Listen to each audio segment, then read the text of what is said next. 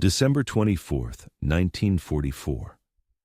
The snow had been falling since morning, soft flakes clinging to the barbed wire that looped in harsh spirals around the camp. From a distance, the fences almost glittered, as if winter itself had tried to disguise their cruelty with decoration. Inside, rows of wooden barracks huddled together against the cold. Their roofs sagged beneath white drifts, their windows frosted into opaque sheets of glass. It was not a place anyone would call festive, and yet, as dusk approached, something unusual was stirring within the compound. Prisoners of war, German soldiers captured in Normandy, in the Ardennes, in North Africa, were watching with a kind of bewildered silence as American guards dragged pine branches through the snow and propped them against the mess hall doors. A Red Cross truck had arrived earlier in the day, unloading crates that clinked and rustled, their contents hidden. The men inside the barracks whispered about what they had seen: paper, candles, tins of candy. The rumors spread quickly, carried on voices still hoarse from cigarettes and cold air. Christmas was coming, even here. For weeks, many of these men had dreaded this day. Back in Germany, newspapers had printed warnings about American cruelty. Propaganda insisted that captured soldiers would be worked to death, starved, or mocked without mercy. And for many prisoners, the idea of celebrating Christmas behind enemy wire felt like an insult, a reminder of defeat. But as they peered through cracks in the doors, they saw not mockery, but effort. Guards hammered together crude wooden stands to hold small trees. Children from the nearby town had sent paper chains, folded carefully from scraps of colored wrapping. One chaplain passed out hymn sheets in both English and German, encouraging the men to sing. The melody of Stille Nacht drifted into the freezing air, carried by hesitant voices that soon grew stronger. American soldiers joined in, their English words overlapping with German syllables, the same tune binding enemies together in a harmony no battlefield could have permitted. Inside the mess hall, the transformation was even more startling. Tables that normally bore nothing but tin trays and black coffee now carried sprigs of evergreen tucked into jars. Candles flickered despite the drafts that rattled the walls. Someone had hung a cardboard star above the stove, its edges dusted with flour to make it shimmer. To men who had trudged through mud and blood across Europe, who had slept in foxholes under artillery fire, the sight was almost absurd. Yet it was real. A corporal from Hamburg leaned against the doorway, muttering to his comrade that perhaps this was a trick, a way to soften them before harsher treatment began. But his voice lacked conviction. Already the smell of roasting meat drifted from the kitchen, rich and heavy, unlike anything they had tasted in months. Permission had been granted for Christmas services. In one corner of the camp, under a makeshift altar draped with a white sheet, a German chaplain, who had been captured with his men, lifted his voice in prayer. American officers stood at the edge of the gathering, watching quietly, allowing the ritual to unfold without interruption. For many prisoners, this was the true shock, not the decorations, not the trees, but the simple fact that their faith was being respected by the very men who had fought them only weeks before. They crossed themselves, sang carols, whispered names of wives and children into the cold night air. Tears streaked faces weathered by trench winds and sea voyages. In that moment, the barbed wire seemed less a cage than a thin, almost fragile line between two worlds that had collided. The strangeness of it all gnawed at them. They had braced for punishment. Instead, they were being invited into a celebration. Some resisted, folding their arms, refusing to sing, muttering that it was a ploy. But even they could not entirely block out the warmth that seeped into the barracks. It was in the music that echoed across the yard. It was in the faint glow of candles flickering against frost. It was in the laughter of Americans, stringing up decorations with awkward determination, as if trying to remind themselves as much as the prisoners that humanity had not been completely swallowed by war. One soldier later wrote in his diary that night, "I expected a lash across my back. Instead, I heard, 'Silent Night.' I could not make sense of it. For him, and for many others, the dissonance was unbearable. At home, their families faced bombings, rationing, and cold cellars without food. Here, in captivity, the enemy was preparing a holiday. Some men felt guilty for even breathing in the scent of pine needles and coffee. Others felt anger at their own leaders who had promised that America was a land of savages, and still others, despite themselves, felt a stirring of gratitude. The hours of Christmas Eve wore on. Snow thickened, muting the crunch of boots along the perimeter. Inside, carols continued. A guard lent his harmonica to a prisoner who coaxed out melodies of old German folk songs. Soon, voices rose in unison, filling the barracks with sound. For the first time since capture, many of these men allowed themselves to smile. It was tentative, fleeting, but it was there. The enemy was not sneering at their misery. The enemy was giving them music. When the candles finally guttered low and the prisoners returned to their bunks, they carried with them something they could not name. Confusion, certainly. Suspicion, always. But also a faint warmth that no blanket had provided. They lay awake listening to the wind whistle through the wire, to the faint echoes of laughter still drifting from the mess hall. One young man, no older than 19, whispered into the dark, "If this is captivity, then I do not know what freedom means anymore." His bunkmate turned away, unwilling to answer. For how could he? The next morning would bring its own astonishment, the meal, the gifts, the sight of generosity where cruelty had been expected. But on that first night, Christmas behind barbed wire was already rewriting the story they had carried across the ocean. They had come prepared to endure humiliation. Instead, they had been invited, however briefly, to remember what it felt like to be human. Christmas morning broke cold and pale, the sun rising behind a veil of frost that turned every wire of the fence into a line of light. The prisoners stirred slowly, their breath visible in the frigid air of the barracks. They had gone to sleep unsettled by the previous night's hymns and candles, expecting perhaps that the small mercy was over, that by dawn the ordinary monotony of captivity would return. Yet, as the clang of the morning bell echoed across the compound, something was different. The guards, usually brisk and impassive, moved with a kind of hurried energy, their boots crunching across snow as if there was more to prepare. The smell reached the prisoners before their eyes confirmed it. Rich, savory, almost unbelievable roasting turkey, the unmistakable scent of butter sizzling in pans, spices warming the air.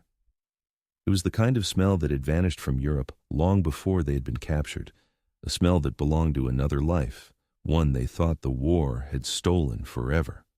Inside the mess hall, long tables had been rearranged and covered with clean white sheets, stiff but spotless, borrowed from Red Cross stores and local donations. On each table stood pitchers of steaming coffee, its dark aroma mixing with the scents of bread and pies. Bowls of candied fruit glistened in the candlelight. For men who had marched through mud and hunger, the sight was surreal. Some rubbed their eyes as if they were hallucinating. Others whispered to each other, convinced that the food was meant only for guards. But then the doors opened wider, and the prisoners were ushered inside. "Merry Christmas," one American officer said in halting German, his voice awkward but unmistakably sincere. The menu was staggering by the standards of 1944. Each man received slices of roasted turkey, golden skin crisped over tender meat with gravy poured generously from tin pitchers. Beside it came real white bread, soft and warm, not the dense, stale loaves they had grown used to back home. There were mashed potatoes whipped with butter, sweet yams sprinkled with sugar, and bowls of green beans, still bright in color, preserved and shipped across the ocean in American cans. For dessert, pies appeared. Pumpkin with its spiced custard filling, apple with flaky crusts, and even chocolate when supplies allowed. Each prisoner's tray carried not only food, but a sense of abundance they had not known in years. One soldier from Bavaria muttered as he stared at his plate, "So this is how the free world eats." Coffee, strong and black, was poured into tin cups again and again. For men accustomed to ersatz, mixtures brewed from roasted barley or acorns, the taste was nearly overwhelming. Sugar, real sugar, sweetened it. Cigarettes followed, passed down the tables in open packs. Some of the cartons bore Red Cross stamps, others came from local donations, and a few were military rations diverted for the holiday. The men lit them with trembling hands, inhaling as though trying to draw in the whole experience, to sear it into memory. For a few moments, silence fell over the hall as men simply ate, as if afraid the food might vanish if they spoke. But it did not vanish. Volunteers from nearby towns appeared, churchwomen bundled in coats, their cheeks reddened by the cold, carrying baskets of small gifts, socks knitted from wool, bars of soap, tins of candy, sometimes even books or playing cards. Each item was placed carefully in front of the prisoners. Many of the men could hardly look at the givers, ashamed to accept kindness from the hands of their captors' families. One prisoner later wrote that he stared at the knitted socks in disbelief, thinking of his wife back home who could no longer find yarn to make even a scarf for their children. The enemy gave me warmth, he confessed, while my own family froze. The gifts did not end there. Packages from the International Red Cross contained chocolate bars wrapped in foil, chewing gum in bright paper, and small tins of jam. Some prisoners laughed at the strangeness of gum, an American curiosity many had never seen before. They chewed it cautiously, uncertain at first, then with growing amusement, blowing clumsy bubbles like boys rather than men hardened by war. For a brief hour, the mess hall was filled not with tension, but with laughter, the sound of voices rising in disbelief at the feast laid before them. The reaction was complicated. Gratitude warred with guilt. How could they eat turkey and pie when their families in Cologne, Hamburg, and Dresden were scouring ruins for crusts of bread? How could they sip hot coffee when their comrades on the Eastern Front boiled snow for water? Some pushed their plates away after a few bites, unable to bear the contrast. Others devoured everything offered, driven by a hunger deeper than pride. One young infantryman from Saxony whispered to his neighbor, "I do not deserve this. None of us do." His neighbor, chewing slowly on pumpkin pie, replied, "Maybe not, but it is here." What unsettled them most was the intention behind it. Was this feast a calculated act of propaganda, a way to break their spirit? Or was it genuine? The Americans sat at the same tables, eating the same food, smiling awkwardly at prisoners who could barely meet their eyes. Some guards even refilled cups and passed extra bread, laughing softly at the appetite of their charges. If it was propaganda, it was masterfully executed, because it struck not their bodies, but their beliefs. That evening, when the men returned to their barracks, they carried full stomachs and a deeper confusion. One man lay on his bunk and muttered to no one in particular, "This is not victory. This is mercy, and I do not know which wounds me more." Diaries recovered years later echo the same sentiment. "The Christmas meal," wrote a prisoner captured in the Ardennes, "was the strangest day of my life. We ate like kings, but I felt like a beggar. The enemy gave us gifts, and I could not decide whether to weep or to hate them more." The symbolism of the feast could not be ignored. To German soldiers raised on tales of American brutality, the sight of enemy women handing them socks and candy was disarming in a way no weapon could match. To taste butter, sugar, and pie while their homeland starved forced them to question not the Americans, but their own leaders. If the enemy was capable of this generosity, what did it say about the stories they had been told? The power of the table lay not only in the food, but in the conversations it sparked. Men whispered late into the night, weighing every detail.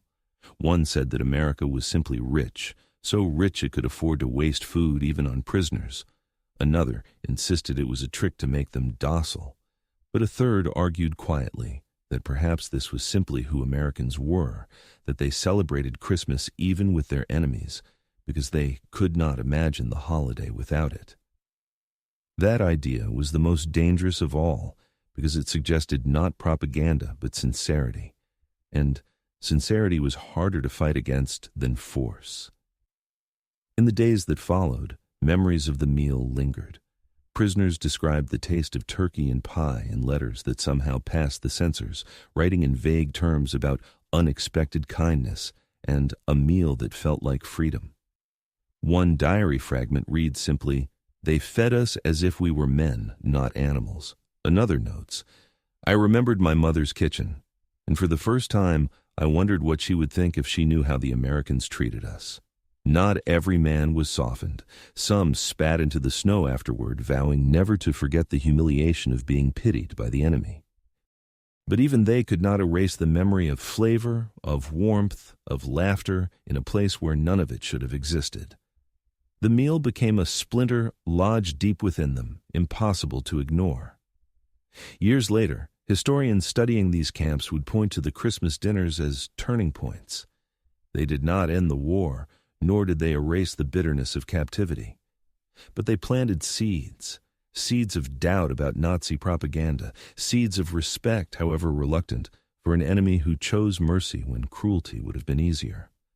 Seeds that, in some cases, grew into admiration strong enough that many former prisoners later returned to America, choosing to build lives in the land where they had once been captives. At the time, however, the prisoners could not see the long arc of those seeds. All they knew was that on one cold December day, in the middle of war, the enemy had invited them to sit at a table and eat like free men, and that memory, more than barbed wire, more than roll calls or guard towers, was what stayed with them. The Christmas table became a line in their minds, a before and after. Before, they believed the enemy was monstrous. After, they knew the enemy could also be merciful, and that knowledge changed everything. The feast faded into memory, but its aftertaste lingered long after the candles were extinguished and the last slices of pie were gone. In the weeks that followed, prisoners whispered about it in the barracks, sometimes with awe, sometimes with bitterness, but always with the same astonishment. They had been treated not like criminals, not like defeated enemies, but like men. It was a memory they carried uneasily, especially when they compared it to the stories that filtered in from across the ocean. For many had friends, brothers, and comrades who had not fallen into American hands, but into those of the Soviets. There, captivity meant hunger, filth, humiliation, and often death. Letters, when they came, spoke of starvation, rations, thin soups, scraps of bread, endless labor. Prisoners in Russia collapsed from exhaustion and froze in barracks with no heat. Few ever came back. The contrast was unbearable. Men who had once been proud of German discipline admitted privately that if they had to choose, they would rather be behind American wire than under German command, because the truth was undeniable. In Germany, Allied captives had often been treated with suspicion or contempt. At best, they endured strict rations and harsh interrogations. At worst, they were beaten, humiliated, or sent on forced marches that killed thousands. Japanese camps were even worse. Reports of starvation, disease, and cruelty circulated even inside the American POW compounds, carried by rumors and scraps of intercepted news. The German prisoners could not ignore the difference. Here, in America, they had been given turkey and pie. In Asia, men wasted away on handfuls of rice. In Russia, they died digging ditches until their bodies gave out. The realization struck deep. If roles were reversed, if American soldiers were imprisoned in Germany, would they be treated with anything like the dignity they themselves were receiving? The answer, unspoken but obvious, chilled them more than the winter winds. Some wrote about it in coded diary entries, careful not to attract the attention of censors. "If our soldiers were held by us," one man scribbled in the margin of a Red Cross letter, "they would starve. Here we eat." Another confided to a bunkmate late at night, "Perhaps the true shame is not that we lost the war, but that we cannot treat our enemies as they treat us." His words were met with silence, for how could anyone answer? Admitting such a thought felt like betrayal. And yet the thought spread, quietly, carried from bunk to bunk, until it became a question many men dared not voice, but could no longer suppress. The camp itself became a place of contradictions. By day, they marched under guard to work details, repairing fences or cutting timber, the rifles of sentries always nearby. By night, They played chess on boards carved from scraps of wood, or read donated books in German or English. They received medical care, soap, even lessons in language and history if they wished. Guards treated them with a mixture of boredom and civility, not cruelty. One prisoner, once a loyal officer, confessed years later that the experience wounded his pride more than punishment would have. If they had beaten us, he said, we could have hated them forever. But they gave us food, they gave us books, they gave us Christmas, they robbed us of hatred. That robbery was dangerous, for the Nazi regime had thrived on hatred, hatred of the enemy, hatred of weakness, hatred of anything that questioned its iron ideology. To feel even a flicker of respect for the Americans was to risk undoing the years of slogans and speeches that had filled their heads. Yet, it was happening. Slowly, steadily, the daily rhythm of humane treatment worked its way into their bones. They could not deny what they saw. America was not perfect, discipline was strict, escapes were punished, and freedom remained out of reach. But America was not the land of monsters they had been taught to expect. This realization divided the prisoners. Some clung more fiercely to their loyalty, sneering that the Americans were soft, that kindness was weakness. But others began to imagine another life, one where the war ended and they did not return to rubble and ruins, but remained in the country that had fed them pie at Christmas. For them, the idea of staying in America was not treason, but survival. They saw glimpses of a life beyond the fences' farmhouses, with roofs still standing, towns with stores still full, families who could afford to send books and knitted socks to strangers. In Germany, by 1945, there was little left but ashes. Rumors of home filtered into the camp with every new arrival. Cities flattened by bombing, families scattered, children cold and hungry. The contrast between life in captivity and life in the Reich grew sharper with every report. A man whose wife wrote that she had traded her wedding ring for a sack of potatoes sat in silence when he unwrapped a bar of American chocolate from a Christmas parcel. Another, who learned his family had been killed in an air raid, wept openly when he received a Red Cross tin of jam. "The enemy feeds me," he said through tears, "and my homeland starves me." These contradictions were unbearable, but they were also inescapable. The Christmas dinner had not been a one-time trick. It was part of a larger pattern, a philosophy rooted in the Geneva Convention, but carried out with a distinctly American flourish. Treat the prisoners with humanity, and they would not only survive, but perhaps question the lies they had believed. And that strategy worked more effectively than bullets, for when the war ended and the fences finally opened, many of the men carried with them not only memories of captivity, but a new image of the enemy, an image that made it possible to imagine reconciliation, even friendship. Some would never forgive. They returned home hardened, ashamed of their own weakness in accepting kindness, determined to bury the memory beneath years of silence. But others spoke of it openly, even decades later. Interviews with former prisoners reveal the same refrain. "I never forgot the Christmas meal. I never forgot how they treated us." Many emigrated after the war, returning to the land of their captivity by choice. They became farmers, mechanics, teachers, building lives in the same soil where they had once labored under guard. For them, the United States was no longer the enemy.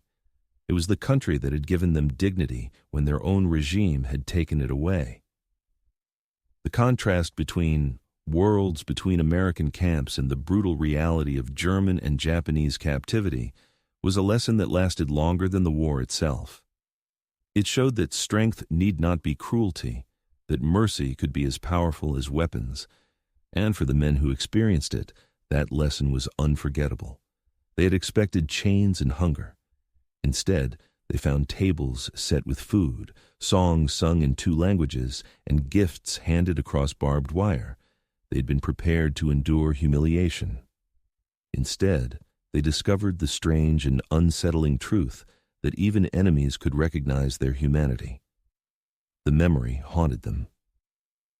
In later years, when asked about their time in captivity, Many spoke less of boredom or fences and more of that Christmas table, of turkey and pie, of coffee and cigarettes, of knitted socks and carols sung in the cold. They spoke of the moment they realized that propaganda had lied, that the enemy could be merciful, and that mercy was harder to resist than force.